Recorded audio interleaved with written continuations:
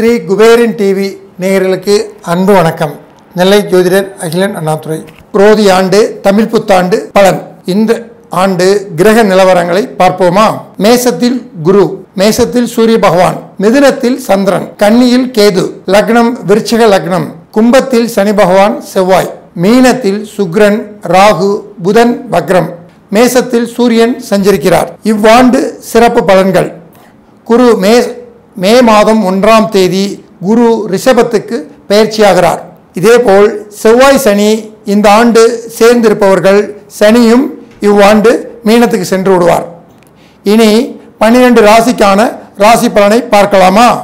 துளாராசி நேயர்களே, துளாராசிக்கு அதிபதியான சுக்கிர பகவான் 6இல் உச்சம் பெற்று சஞ்சரிப்பது மிகவும் அற்புதமான அமைப்பு. துளாராசிக்கு 5ஆம் இடத்து அதிபதியான சனி பகவான் 5இலே அமர்வது மிகவும் சிறப்பு. துலாம் ராசிக்கு 9ஆம் இடத்து அதிபதியான புத பகவான் துளாராசிக்கு 6ஆம் இடத்தில் வக்ரம் பெற்று சஞ்சரிக்கிறார். 9 குடையவர் நீசபங்க ராஜயோகத்தில் அமர்ந்துள்ளார். துளாராசியை கோச்சார குரு மேசத்தில் இருந்து 7ஆம் பார்வையாக பார்க்கிறார். இந்த ஆண்டு மலரும் பொழுதே உங்கள் ராசியை குரு பகவான் பார்வை விழுவதால் மிகவும் அற்புதமான ஆண்டு. துளாராசி நேயர்களுக்கு இதுவரை இருந்த தடை அனைத்தும் அகலும்.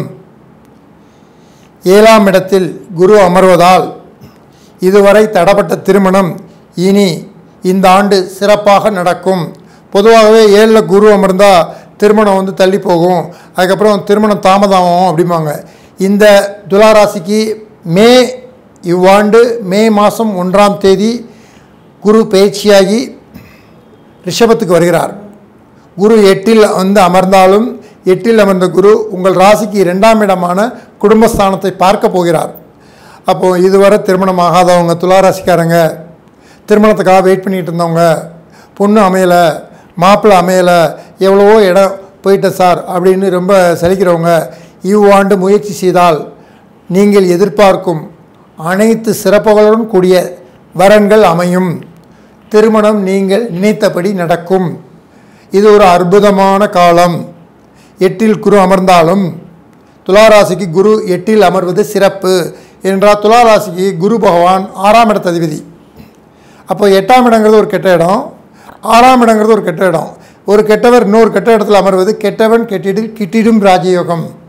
அப்போ இந்த அமைப்பில் 8லிருந்து மீண்டும் சொல்கிறேன், 8ஆம் இடம் அவர் அமர்ந்தாலும் அந்த 8ஆம் இடம் வியாழ வட்டத்தில் கோச்சார அமர்கிறார். மேசத்திலிருந்து ரிஷபத்துக்கு அமரக்கூடிய குரு வியாழ வட்டத்தில் அமர்வதால் இங்கே 8ஆம் இட பலனை உங்களுக்கு சுப பலனாக மாறிவிடும். வியாழ வட்டம் என்பது சிம்மம், தனுசு, மீனம், ரிஷபம். இப்போ இந்த 4 இடத்துல கோச்சாரத்தில் குரு எப்போ வந்தாலும் சரி அதற்கு பேர் வியாழ வட்டம். அப்போ உங்கள் ராசிக்கு 8ஆம் இடத்தில் அமர்ந்தாலும் 8ஆம் இடம் அது சுபஸ்தானமாக வியாழவட்டமாக அமர்வதால் 8ஆம் இடம்னா என்ன சொல்கிறோம்? தடை, தாமதம், அவமானம்னு சொல்கிறோம். ஆனால் அதே 8ஆம் இடத்தை என்ன சொல்கிறோம்? யோகம், அதிர்ஷ்டம் அப்படின்னு சொல்கிறோம்.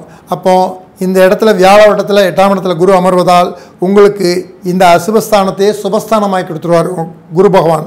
அதனால் மிகவும் அற்புதமான அமைப்பு.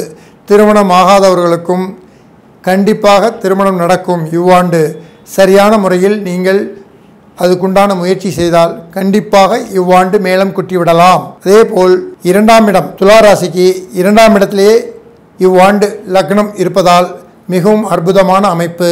துளாராசிக்கு அதிர்ஷ்ட தெய்வம். துளாராசிக்கு 9ஆம் இடம் மிதுனம். அப்போ துளாராசிக்கு 9ஆம் இடத்து அதிபதி புதன் உத்திரட்டாதி நட்சத்திரத்தில் சஞ்சரிக்கிறார். அப்போ 9ஆம் இடத்து அதிபதி உத்திரட்டாதியில் சஞ்சரிக்கிறார்னா உத்திரட்டாதினா சனி பகவான். அப்போ சனினா பெருமாள், ஐயப்பன், காவல் தெய்வங்கள். அப்போ துளாராசிக்காரர்கள் எந்த ஒரு முயற்சியும் நீங்கள் காவல் தெய்வத்தை வழிபாடு செய்து அனைத்து காரியங்களும் வெற்றியாக்கி கொள்ளலாம். துளாராசிக்கு இது ஒரு அற்புதமான வாய்ப்பு. நன்றி.